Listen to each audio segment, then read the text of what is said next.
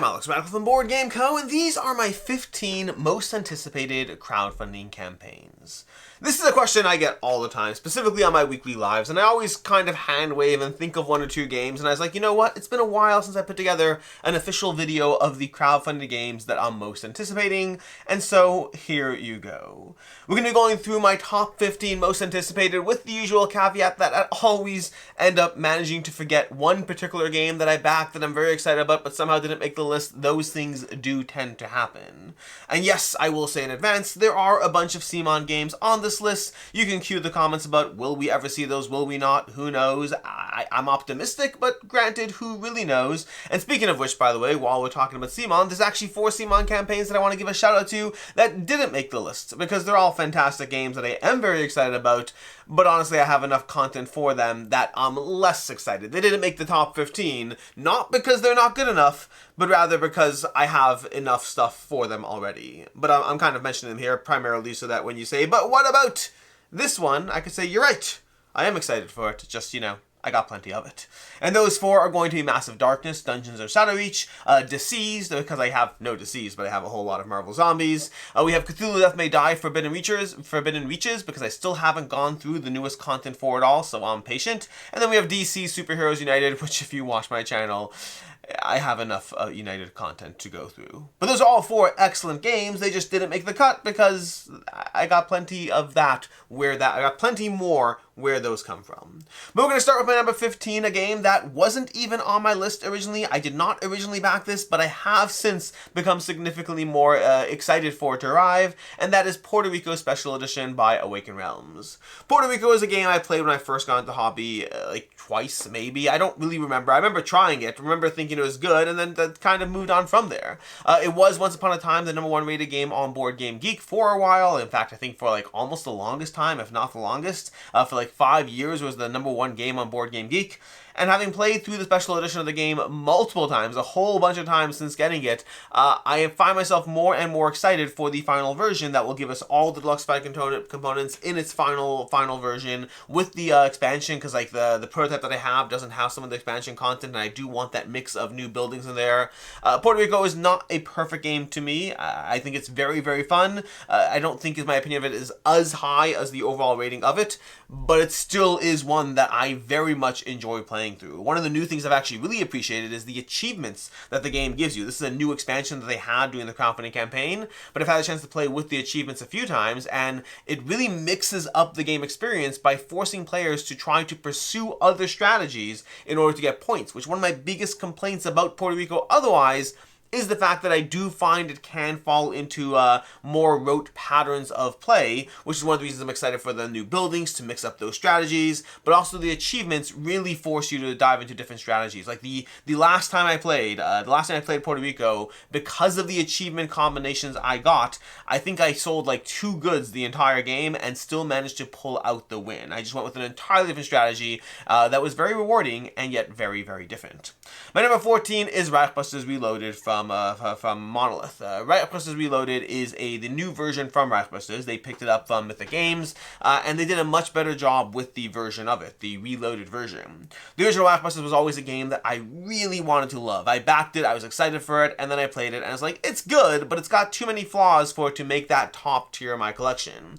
Reichbusters Reloaded did a great job of streamlining a lot of things about it. It is still a little rules heavy, so that part still is going to hold it back a bit. I don't think it's going to be the easiest game to table, but I think it does a much better job with the game that actually does get to the table. The combination of the stealth gameplay combined with, which is an area that the original game didn't do quite as well, and the reloaded version did a much better job of giving you a good stealth-based experience that then very much turns into a run and gun halfway through the game, or halfway up to you as the players, depending on how stealth-based you go. And then additionally, the simultaneous action selection system, where players can take turns with their actions, just taking various actions back and forth as they want in order to most suit their goals, just overall gave an incredibly fun experience that I really enjoyed playing through, and I'm excited for the final game. My number 13 is Rise of Myths Cthulhu.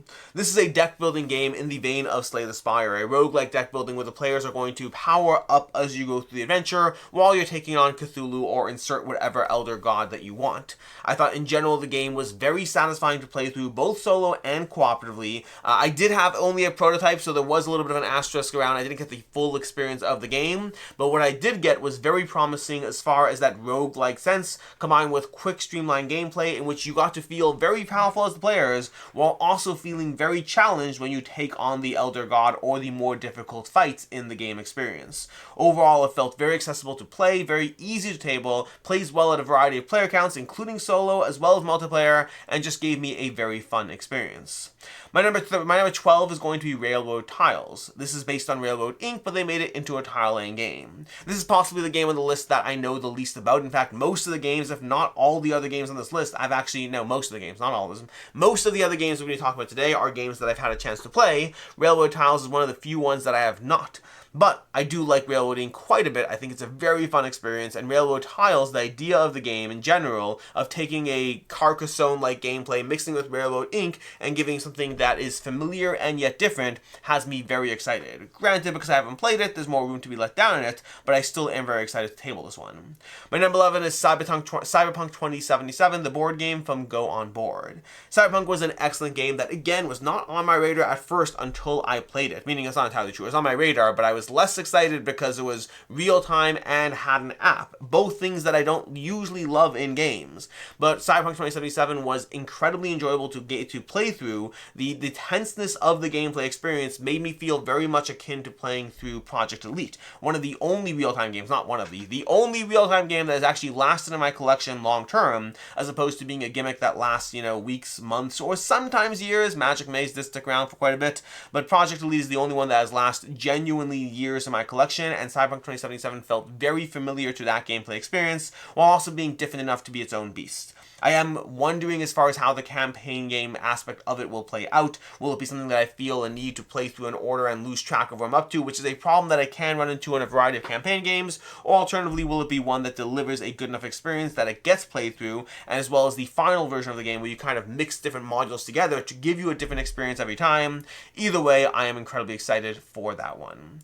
Coming at number 10, we have Onward. Onward is the spiritual successor to Skytier, a game that was already a great MOBA game, along with Guards of Atlantis and Rubber Bones. Those two and Skytier made up the 3 MOBA games in my collection, and Onward is just a better version of Skytier. Granted, it's decently different. It's about, 25 to 35% Skytier, and then a whole bunch more just making it a different game, but feeling familiar-ish. It almost feels like they took a little bit of Guards of Atlantis in there, a little bit of Skytier, and then gave you your own beast called Onward, but overall the experience is incredibly satisfying. I had a lot of fun playing through it, and I'm looking forward to the final version when it does show up. My number 9 is one that I don't know where this one will go, but it's Spiritfire from Orange Nebula.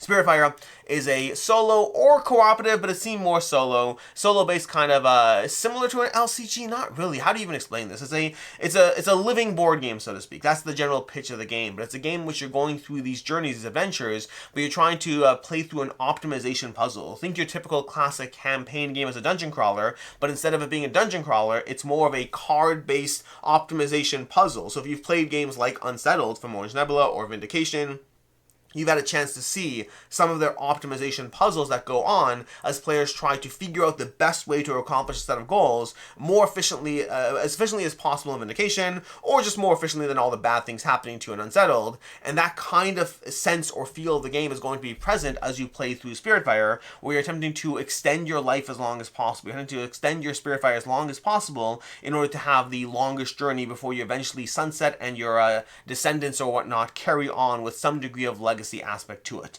It's a very ambitious concept. I had a chance to see different parts of the puzzle as I played through the prototype, and overall the optimization aspect of it, that I can speak to as far as something that I really enjoyed and looking forward to the final game. How it all comes together, I haven't gotten to experience that part yet, so it's going to be very interesting to see whether this one sticks the landing. Coming at number 8, we have Zombicide White Death, the first but not the last CMON title on this list, and one that by the time you're watching this, maybe it showed up, I don't know. It's starting to show up slowly but surely, and that might mean that I might have it. I might have it by the time you watch this video, but that depends. But Zombicide White Death is one that, as much as I do have a lot of Zombicide, so it should fall into the categories of, I have plenty of content for it, so why am I not as excited as some of the other ones? For whatever reason, I am very much excited for this. I do find that different Zombicides manage to still deliver different experiences to a degree. Like Deceased, it felt like more Marvel Zombies, but White Death does feel like it's adding its own twist or spin on it in a way that I am excited for the new content that it brings. Not to mention, my son has been asking for it for a year and a half now, and he has been very impatient. He asked for it again today. He is patient beyond belief. Like, for me, what's the big deal? What, you're 35 one year, you're 36 the next? What's the big deal between a game and the next? When your son might be 2 years older than he was when he first asked for a game, and he started off as a 4-year-old, that's a big deal. Like, he's been waiting nearly a third of his life for this game, and that is... Lord knows he's patient. He is patient, but Zombicide White Death is one that I'm very excited for to deliver, and we'll see if it becomes a Zombicide that stays or a Zombicide that goes. They always fall into one of those two categories, and I don't yet know which one this will be. My number 7 is 20 Strong Tanglewoods. I love 20 Strong. 20 Strong is an excellent game system. It's one that I've played through a whole bunch of times, playing through it because it's such an easy, fun solo game to pick up and play when you want a easy-to-play experience that is also challenging and has you powering up as you go through it. Not an easy game, an easy-to-play experience. Those are very different things. But I've had the 3 20 Strong decks for some time now, and I'm anxiously awaiting more 20 Strong. And while I did get a chance to play through Tanglewoods Red, there's also Tanglewoods White and Gold. That means I get to play a game that I've been waiting for, as well as 2 games I've never even gotten to try yet, and so I am eagerly anticipating playing more 20 Strong, adding more 20 Strong to my collection for that variety of gameplay experience. My number 6 is one that almost didn't make this list. Not because it doesn't belong in this list, but because I forgot. I forgot about this one. Again, this is what I say when I say that sometimes I forget games. I was going through this list at the end of it, and I was like, wasn't there another one that I was really excited for? And there was. This one is Brink. Brink from Ivy Studios. My favorite game from them since Mythic Mischief. Mythic Mischief is still my favorite game from Ivy Studios. And in general, I enjoy their games, but Brink was one that I liked a lot more than a lot of their games. And again, I like the games in general. Mythic Mischief is the top. Brink is next here. Brink was an excellent worker placement game with variable options to consider as you placed your workers. You don't place your workers a lot in the game. You have to make the most out of each single placement because of all the different things that you're trying to do, while also trying to tempt and tease other players into bartering with you, trading with you when possible, or trading with them when you can. You're trying to play the players and play the game at the same time, and it does so in a very reasonable time frame. I really love Brink, and I'm looking forward to the final game. My number 5 is Avalon, the Riven Veil. Avalon was such a good area control game. From the people who brought you Oathsworn from Shadowborn Games, Avalon was both beautiful as far as the production, beautiful as far as the miniatures, but those are just the surface level to a game. The gameplay is where it delivered. It plays across 3 rounds, although honestly, even a 2-round experience, the only problem is the game does run a little long, but if you played a 2-round experience, it feels like a complete game. That said, I recommend that maybe for your first game. After that, dive into the full 3 rounds. There's extra layers of what happens as you go through it, and so it definitely is worth that extra round. Although again, if you need a shorter game, play the 2 rounds, you're still getting a good game out of it.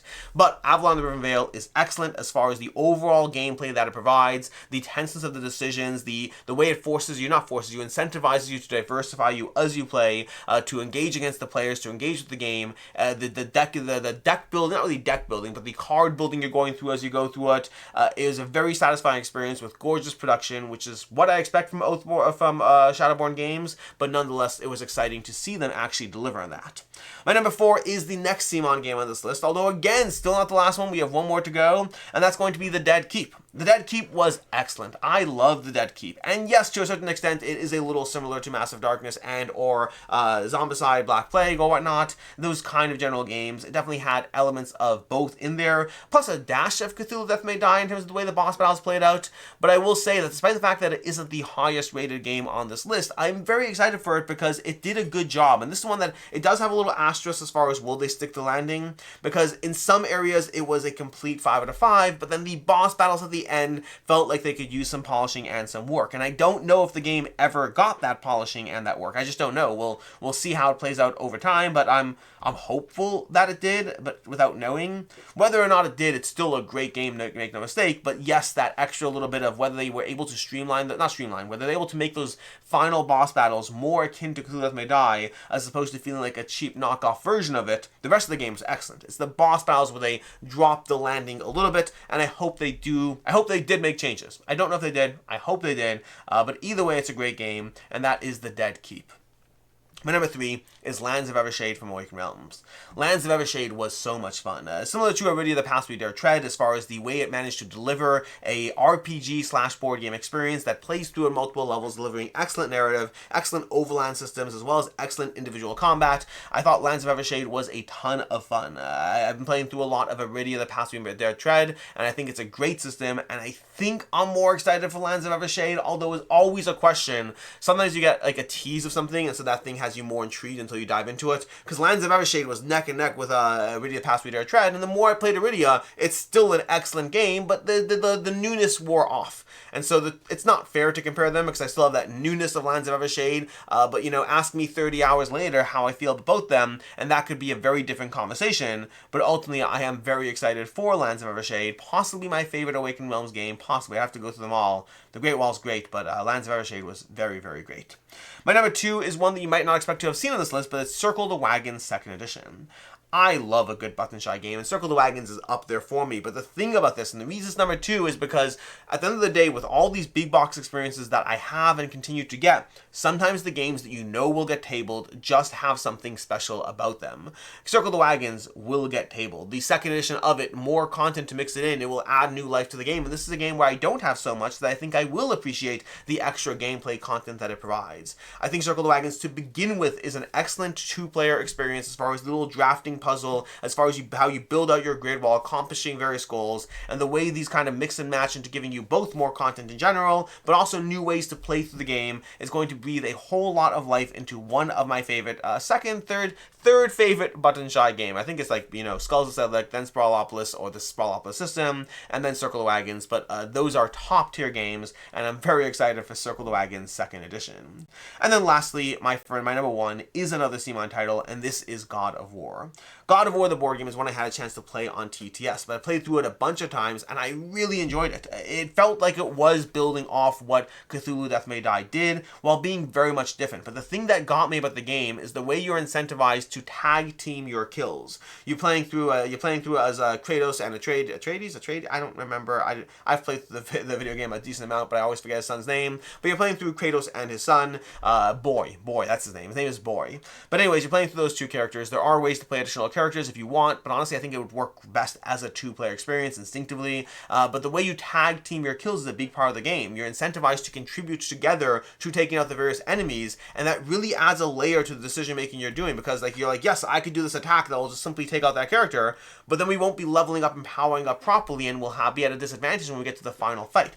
And so you really are incentivized to work together, similar to the way it does in Reichbusters, but also very different. But I really like that style. I like when a game forces me to approach it in a different way to other games. And while to a certain extent God of War felt like Cthulhu Death May Die, but worse, the element in which it very much felt better was the way you are playing together on teams. Well, you're playing as a team, but being incentivized to work together in the way you dish out damage to the enemies in order to properly grow and power up to take down the boss, which are not easy to take down those bosses. And so God of War is one that I'm very excited for, and going back to that earlier note about, like, you know, CMON and what will happen and all that, I really hope they deliver their campaigns. If only for God of War, that is the one that I most want from all of these CMON titles that I currently have backed. And those are my 15 most anticipated crowdfunding campaigns, with the asterisk, of course, of the ones that I forgot, that I'm sure someone will say in the comments down below, didn't you love this game? And I'll be like, yes, I did. But also, like, you know, I forgot. And I will say, by the way, I didn't forget about Storm Thunder or Wild Descent. I'm very excited about those, but, like, I don't know what's happening, so I feel they don't really deserve a spot on this list, except to say that they don't deserve a spot on this list. That much I'll do. In any case, until next time, I'm Alex Radical from Board Game Co. I hope you enjoyed this video, and as always, I hope you have a good one.